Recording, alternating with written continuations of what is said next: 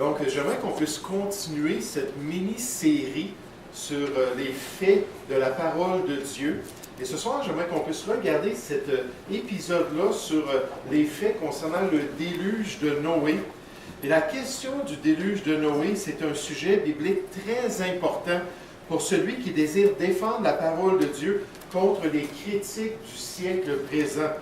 En particulier contre des accusations qui visent le livre de la Genèse, qui est présenté par le monde académique comme présentant de la fiction plutôt que des faits historiques. Puis une bonne partie des attaques contre l'historicité de la Bible convergent contre le premier livre fondamental des Écritures, c'est-à-dire le livre des commencements, le livre de la Genèse. Puis le déluge, c'est certainement un événement digne de notre investigation. Deux auteurs ont dit, ce sont des apologistes, Tim Schafer et Jason Lyle, ont dit « Il est possible de conclure d'après les Écritures que le déluge fut l'événement géologique le plus significatif depuis la création. » Si on regarde la révélation de la parole de Dieu, si on regarde tous les événements qui sont décrits dans les Écritures, le déluge, c'est vraiment un des grands événements, un événement qui est très important pour nous. Ce soir, j'aimerais qu'on puisse regarder 5 faits bibliques concernant le déluge de Noé. 5 faits bibliques.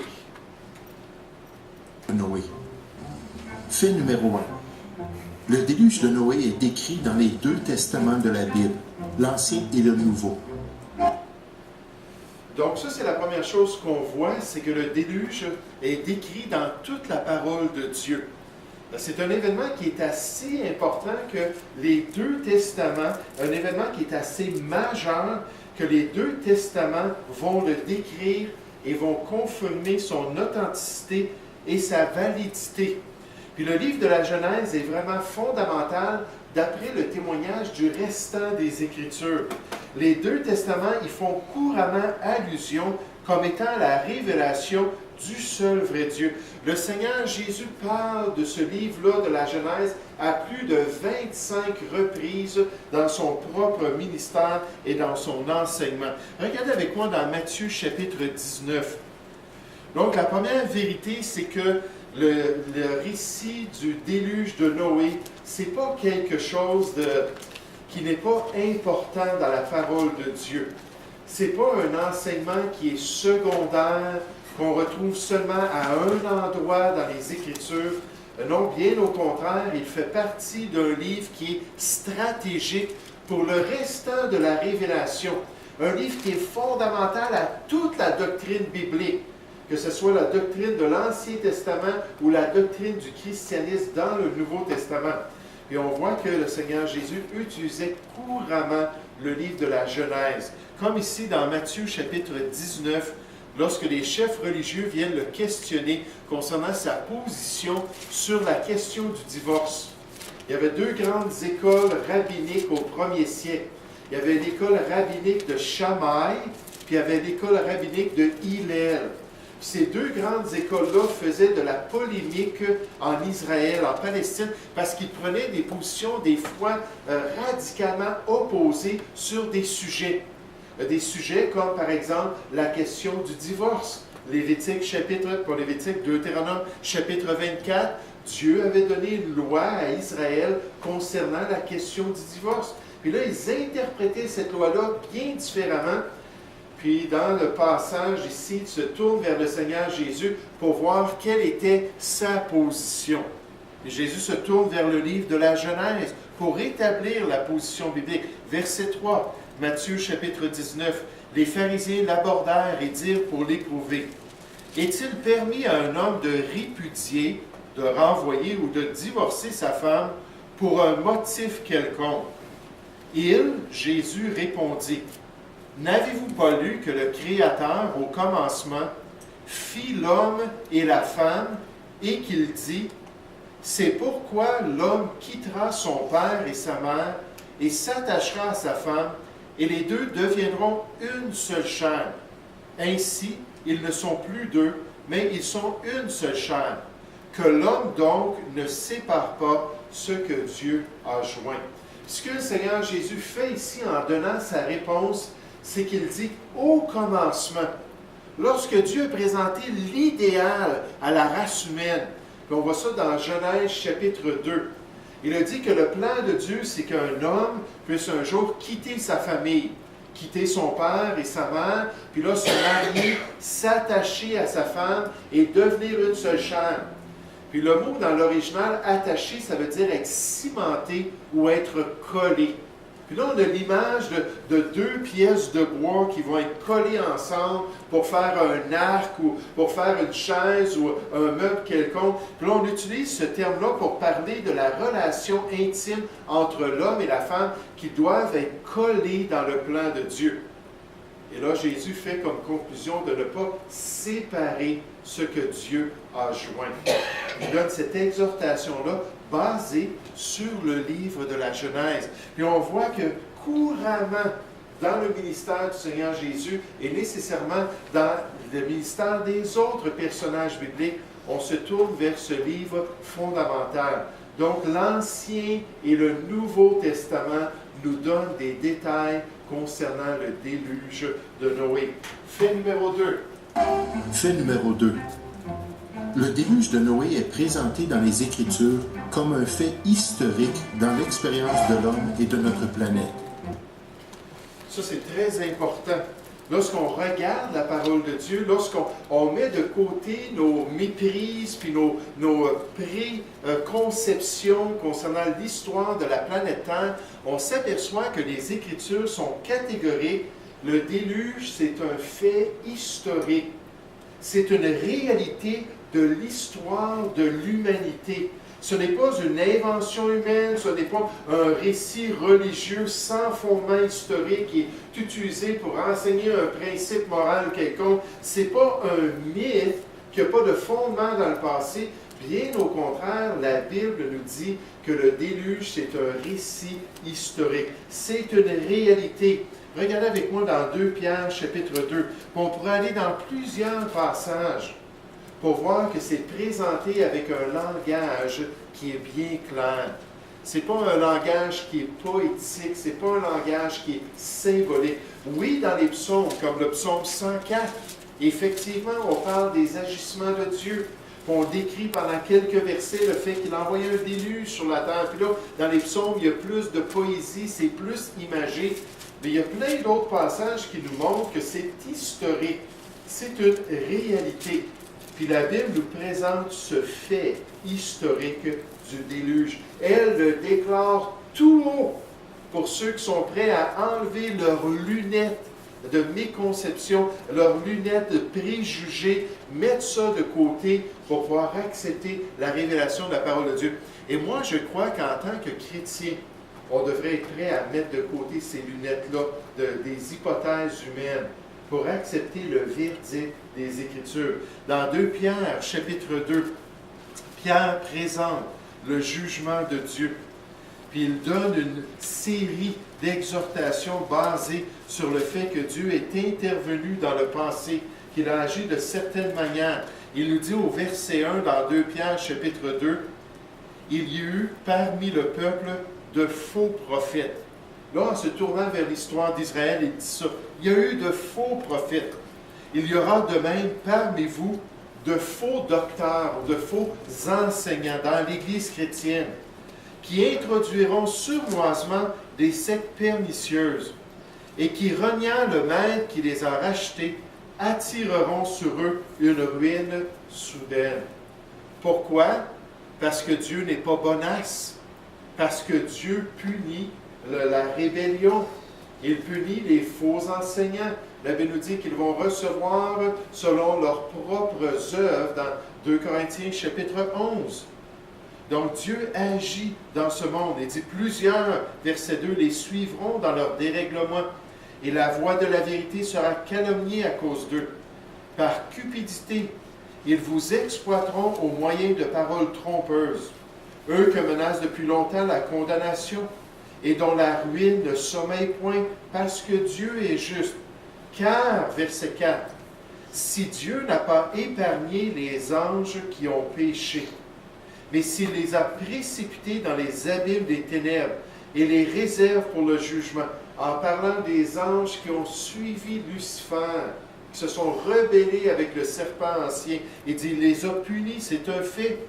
S'il n'a pas épargné l'ancien monde, mais s'il a su sauver 8 personnes, dont Noé, ce prédicateur de la justice, lorsqu'il fit venir le déluge sur un monde d'impies. Il continue encore dans la Genèse. S'il a condamné à la destruction et réduit en cendres les villes de Sodome et Gomorrhe, les donnant comme exemple aux impies à venir, s'il a délivré Lot le juste. Il continue, mais tout à travers ces faits historiques, ces faits bibliques-là, il incorpore les vérités concernant le déluge.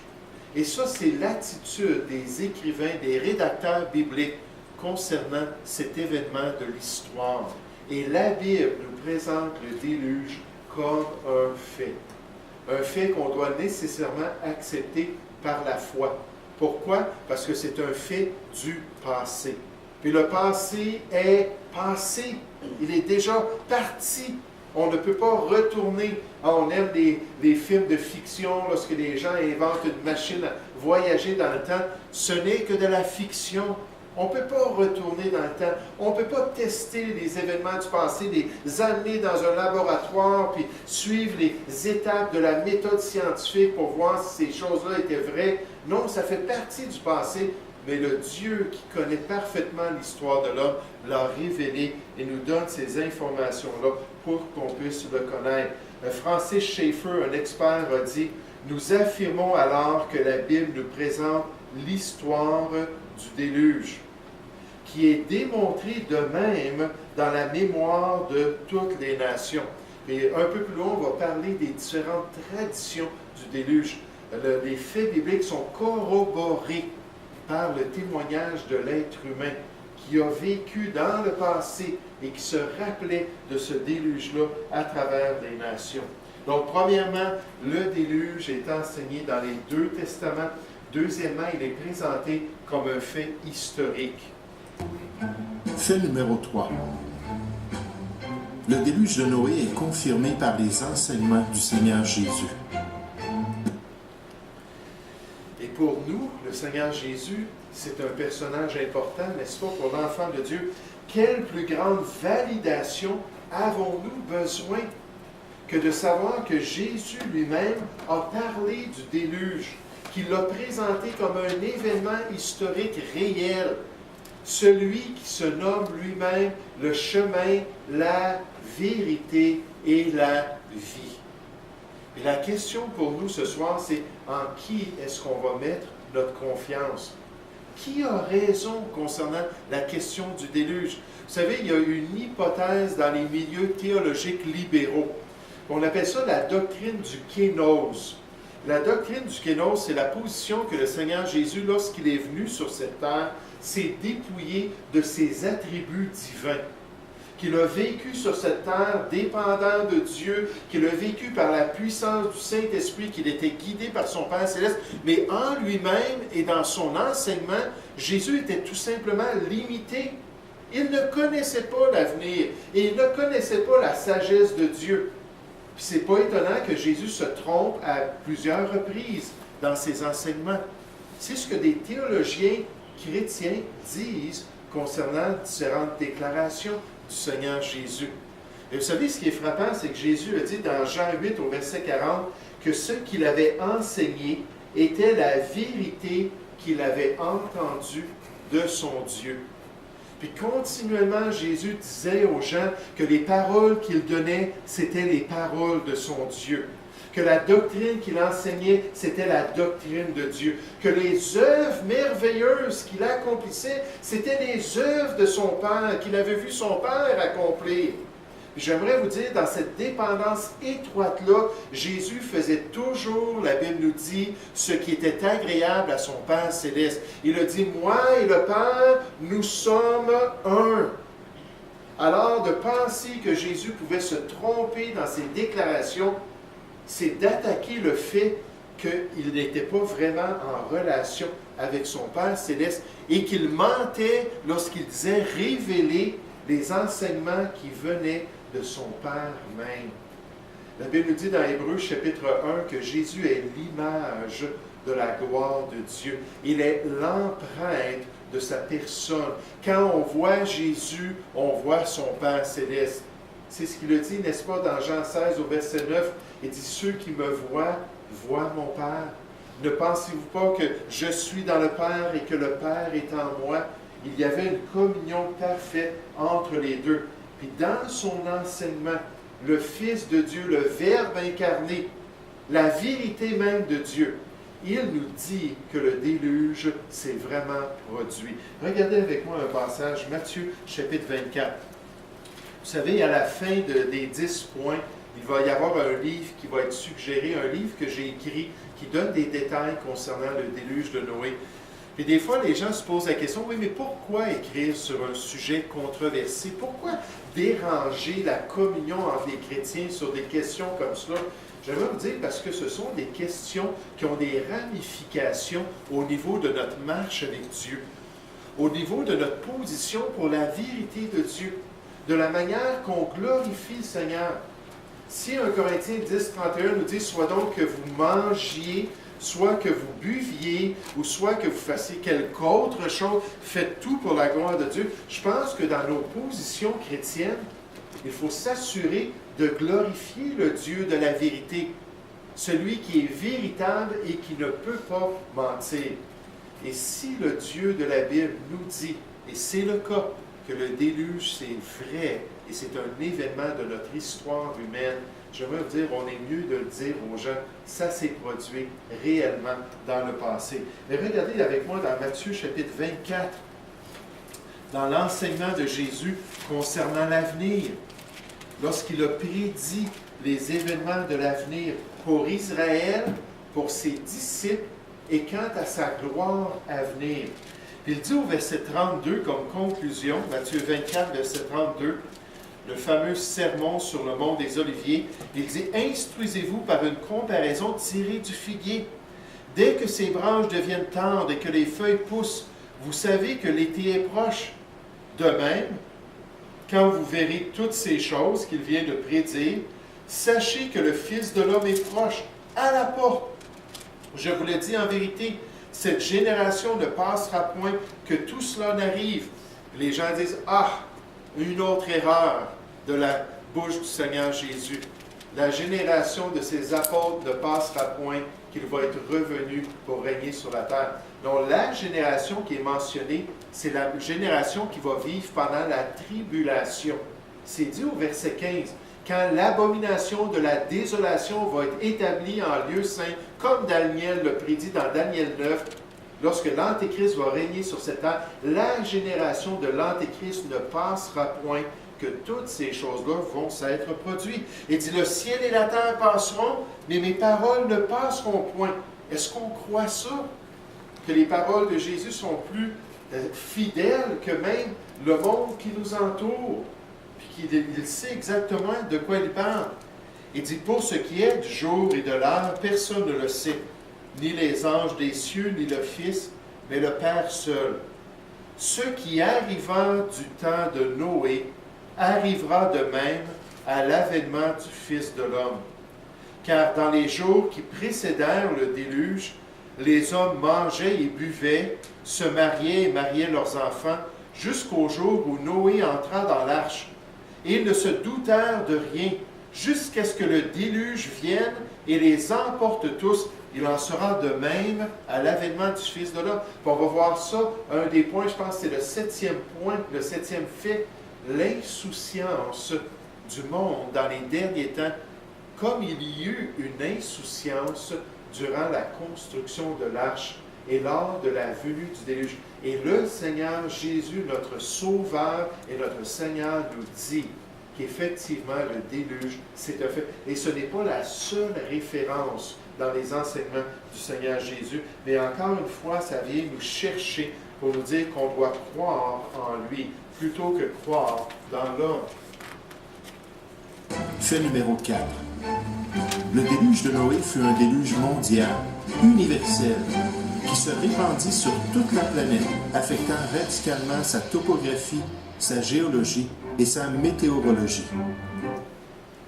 Donc, la Bible nous parle d'un déluge qui était mondial, un déluge qui a couvert toute la planète Terre, une catastrophe universelle qui a totalement changé la planète. On nous dit dans le psaume 104 que c'est là que les montagnes se sont développées, les vallées se sont affaissées. C'est à ce moment-là que les cours d'eau, toute la topographie du monde entier a été radicalement changée par ce déluge qui était universel.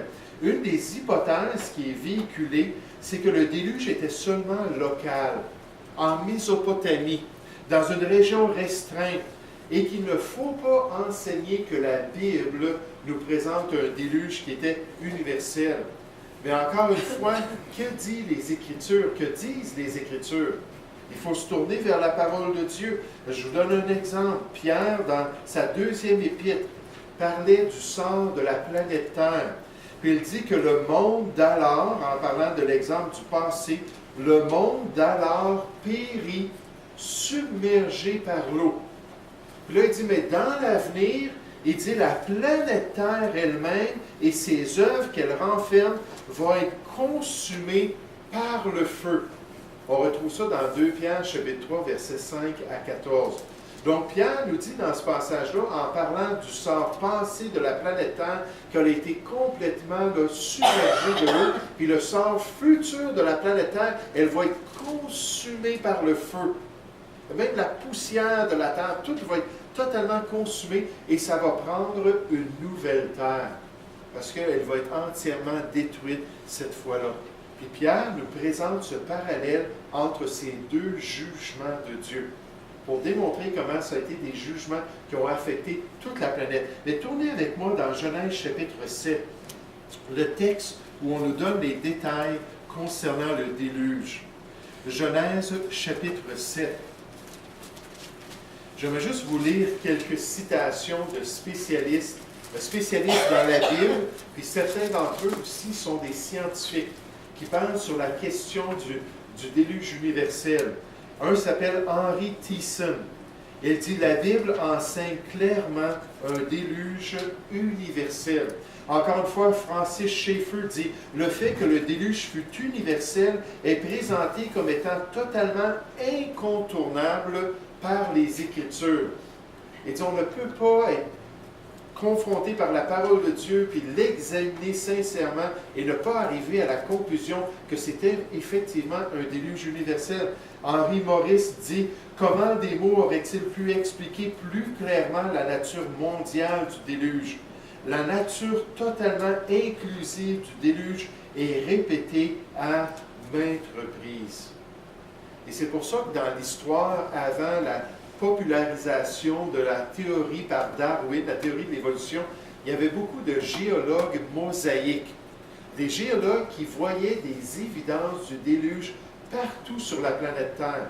Sur les plus hautes montagnes, ils trouvaient des évidences aquatiques, démontrant qu'il y avait eu de la vie aquatique sur ces hautes montagnes-là.